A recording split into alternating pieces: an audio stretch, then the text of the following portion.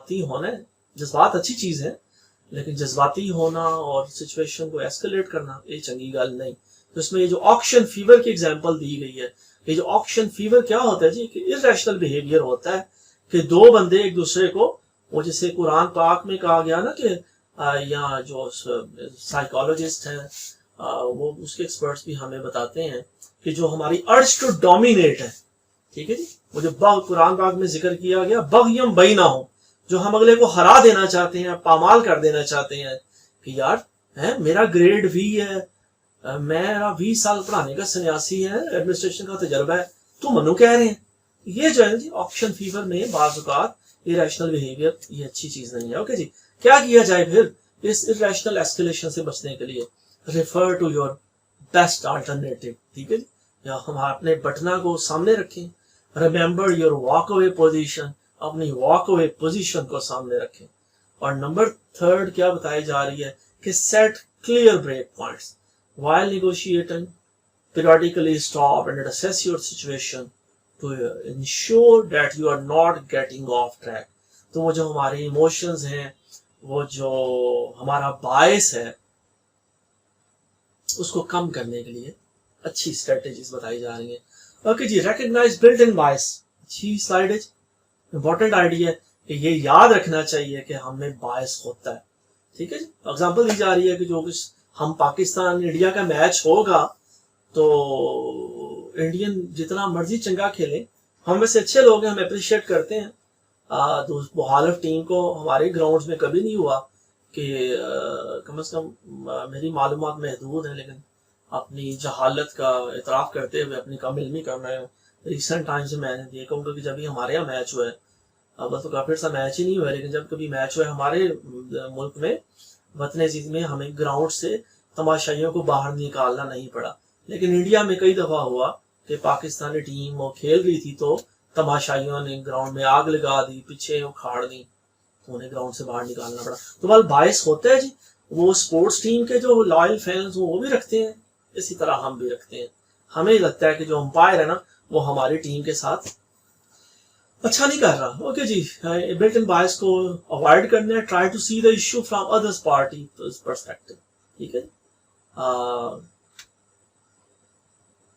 जहां सिर्फ बंदा मैं करता है, अपने पर्सपेक्टिव से चीजों को देखता है, तो वो जिसे कहते हैं ना कि you should put yourself into others shoes, तो ये भी अच्छा मशवरा है। Pretend you are a reporter, तो वो बायस को मिनिमाइज करने के लिए वो हम एलिमिनेट नहीं कर सकते कि आप प्रिटेंड करें कि आप जस्ट एक रिपोर्टर हैं जो एक इवेंट को देख रहा है। Pose the issue to objective colleagues, और जाहिर है लोग बड़ा अच्छा रिसोर्स है, हमारे कोलीग्स, हमारा सपोर्ट सिस्टम, उनसे शेयर करें और उनसे ओपिनियन लें।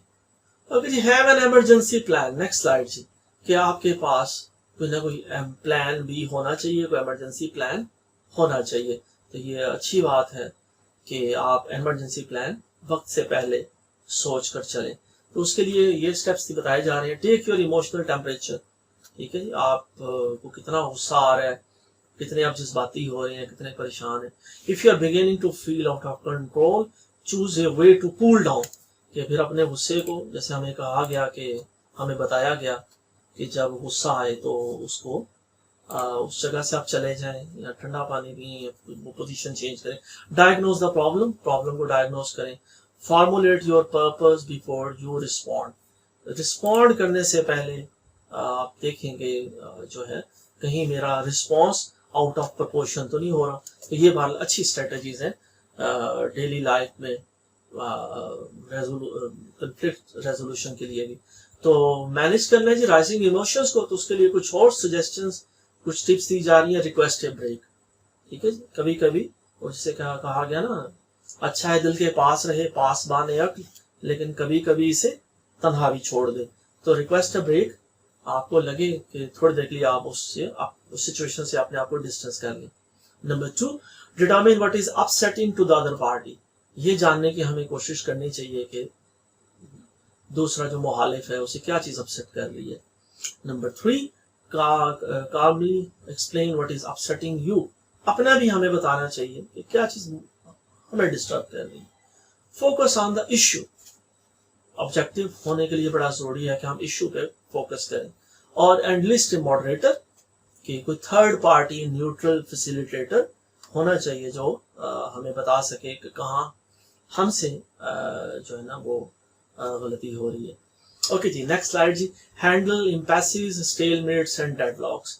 तो जाहिर है ये टर्मिनोलॉजी यहाँ पर शेयर भी की जा रही है, उसकी स्ट्रेटजी भी दी जा रही है, तो ज़ाहिर है एम्पेस भी हमें नज़र आएंगे।